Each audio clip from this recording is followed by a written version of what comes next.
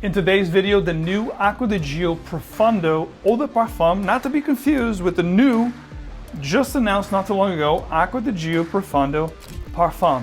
I know it's getting confusing, it's getting to be a little bit too much. Next thing you know, of course, they're gonna have the elixir.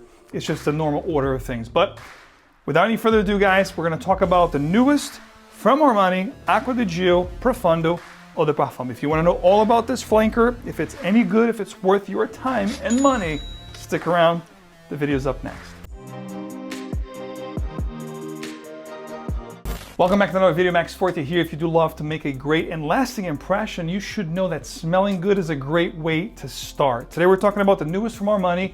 This happens to be the 14th flanker between the regular line, the Absolute line, and the Profondo line.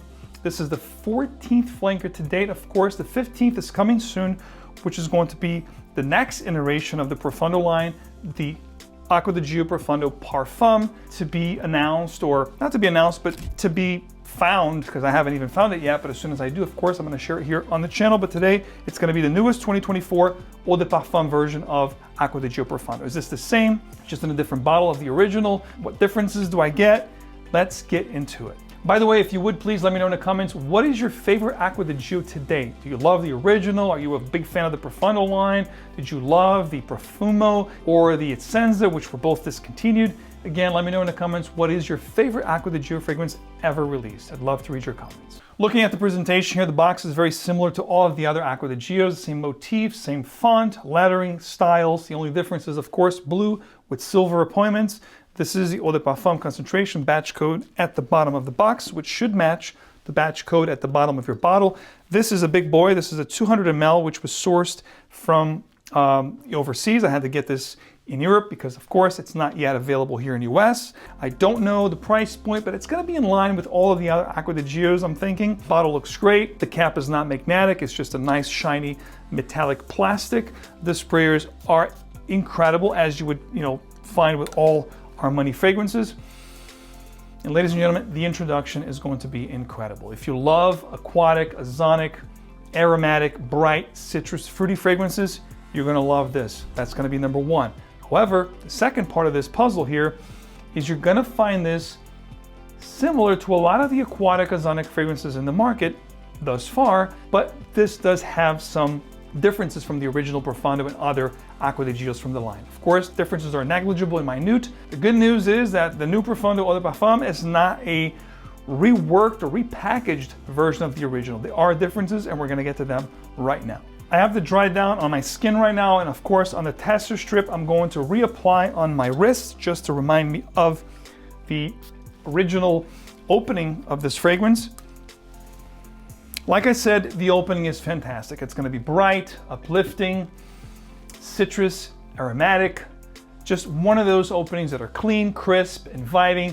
It checks all the boxes. If you smell this on a store, if someone is actually, giving you a tester strip to smell, or they spray your arms, you're going to want a bottle. It's simple as that. It smells really inviting, appealing, elegant, sophisticated. It checks all the boxes. However, the initial blast with the citrus notes and everything else that it has, blue, aquatic, ozonic, citrus, it's going to be similar to the original, minus the original, I mean not the original Acqua di Gio. Of course, this has the signature structure of the original Acqua di Gio. Of course, after all, these are flankers of the original Acqua di Gio that was introduced in 1996.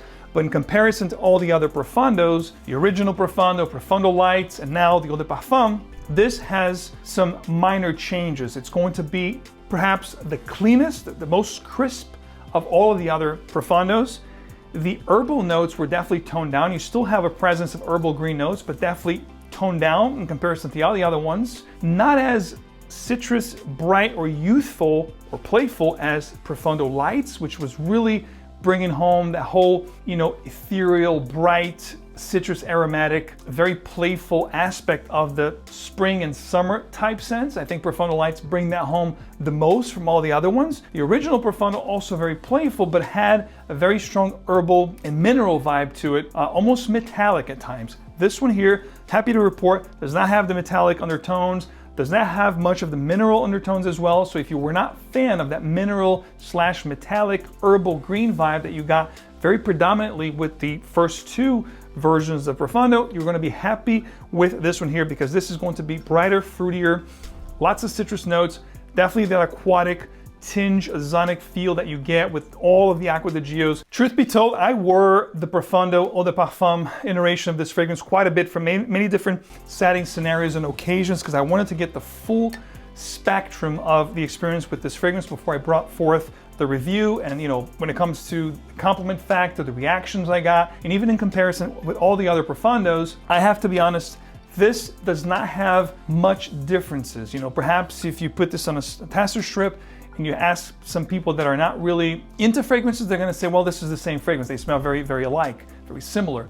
And they would not be lying. They are very similar. However, if you have experienced the original Profondo, Profondo Lights, or this one unskin and you actually wore it for a full day, you will see those negligible differences that I'm talking about here. One is gonna be a little greener, one is gonna be a little bit more herbal, one is gonna be a little more citrus, and of course, that's exactly what I got between the three. And here's the deal. The main difference between the three Profondos are the following. Considering the main structure of all Profondos, which to me is a modernized version of the original Acqua di Gio with this very mineral/metallic vibe to them. So that's how I would describe the main structure of all Profondos. Profondo means deep in Italian, so it's like this deep sea marine kind of a fragrance. So all of them will have this aspect, this main structure from beginning to end. Very true, to this particular scent profile and DNA. However, main differences are the following. The original Profondo is going to have the seaweed, mineral, metallic almost vibe, which I didn't appreciate. I love the beginning, the introduction, love the development, but as you got into the heart, that minerality,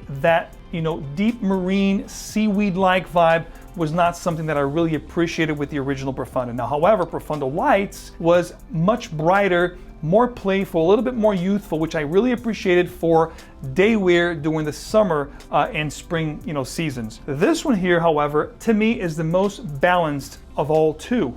In other words, I do favor this one in comparison to the other two. Is this groundbreaking? No, it's not. Is this more of the same? Perhaps. But I do like the minute changes that they added here, meaning they did away with the mineral and metallic vibe that I got with the original. It's not as bright as Profondo Lights, but it's still bright enough that I do love the introduction into the heart with the fruits, the citrus notes, the aquatic vibe, the lavender in the heart. The herbal notes were definitely controlled here. To be quite honest with you, because the differences are quite minute between all the Profondos and they share very alike scent profiles, I would actually wear them on skin to make sure you find the one that you favor most or agrees the most with your body chemistry before actually pulling the trigger. I would also say that would be a little bit redundant to own all four Profondos. Three at this point, of course. The parfum hasn't yet been released. From what I looked on the note breakdown, it seems like the newest parfum will have more floral components. There is a mimosa note that's said to be present in that fragrance, but perhaps it will be the most elegant or mature of the four. But so far, this one here, the eau de parfum, is the most mature, elegant, well-balanced, and refined version of all Profondos to date, in my opinion. I do like the way this is constructed. I do like the edges on it. I do like that they tamed that metallic mineral vibe. So overall, the introduction, the heart development is absolutely fire. However, getting into the dry down now, I have to be honest, that is the phase of this fragrance that I liked the least. Or I should say it became very redundant in the dry down phase. Everything I talked about is present in the dry down of this fragrance, the fruitiness, the aquatic vibes. However, you do have this musky kind of a sensual vibe that comes to play with a dry, sweet patchouli edge to the fragrance, which is nice, but again, not groundbreaking, quite boring at times and more of the same, to be quite honest with you. My least favorite part of this fragrance was the dry down. I did love the introduction. The development, phase of this fragrance was actually quite enjoyable as well. But as you approach the dry down phase, it became rather boring and more of the same, to be honest with you. Although I still favor this one, this iteration of the Profondos when it comes to comparing the other two Profondos. This is the third one and my favorite thus far. When I look at the whole Acqua di Gio line, by no way, shape, or form, this is my favorite Acqua di Gio to date. Its Senza is still my favorite. Profumo was a great one, and the original is definitely something that I always look forward to. Where I have a lot of vintage bottles of the original, which happens to be one of the best designer fragrances ever made. That genre, that profile is something that I gravitate towards wearing from time to time. But this one here is quite a good one. It would make perhaps my top 5 favorite Acqua di Gios today, which is saying a lot. Speaking of that dry down phase, what this reminded me of was a more citrus, fruitier version of H24 from Hermès. If you like that fragrance, if you're familiar with H24, which I talked about here on the channel, not the parfum version, which is greener with the oak moss, which is the one I favor, but that powdery citrus herbal H24 original, more citrus fruitier, up top, but the dry down was very similar to the original H24 with this, more aquatic blue, citrus brighter kind of a dry down, but very similar to that fragrance. So in comparison to all the fragrances out there, again, set the report, this is more of the same. Not something that I would run and pick up retail. Wear it, live with it, make sure you wear on skin to make sure this is something that you truly love before coughing up the dough. It's not going to be cheap, especially because it's a new release, but you can always try it before you buy. Head over to perfume.com, use my code MAX12, pick up a decant of this fragrance, wear on skin, make sure you love it before you commit to a full bottle. It's not readily available here in the US yet, so by the time this hits discounters, it would give you enough time to wear this fragrance, live with it, to make sure it's something you want to bottle or not. Seasons, settings, and occasions. This is a versatile fragrance. This is, like I said in the beginning, checks a lot of the boxes, so it's a great fragrance to rock casual, dressed up a little bit like what I'm wearing today. It will definitely fit the bill. It's going to get you smelling great. It's going to get you positive attention. It's going to make you smell clean, elegant. There's no questions about that. If you already have a lot of fragrances within this genre, this profile, aquatic, ozonic, sweet, bright, fruity, clean, elegant, this could be redundant because it's not that different from all the other ones out there. So the best thing to do is try it before you buy it, try it on skin, live with it, make sure there's differences enough that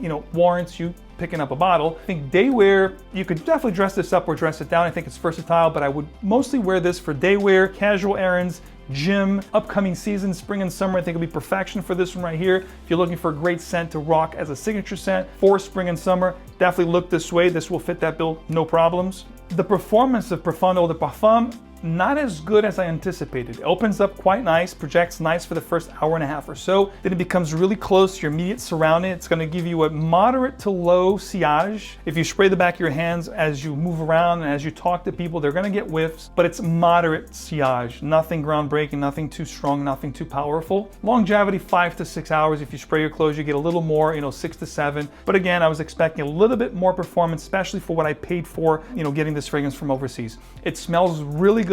It's not groundbreaking. My final thoughts: good release for the year, not great. Set to report, this is a little bit more of the same. So those are my thoughts on the new Acqua di Gio Profondo eau de parfum. Let me know if you guys have tried this fragrance in the comments below. Let me know your thoughts. You like this? You hate it? Love to read your comments and interact with you in the comments section. And of course, as always, a like is appreciated. If you haven't subscribed already, please do so. It will mean the world to me. And hit the bell so you get these videos straight into your feed. And as always, ladies and gentlemen, wear what truly moves you. I will see you guys right back here with another video very soon. Take care.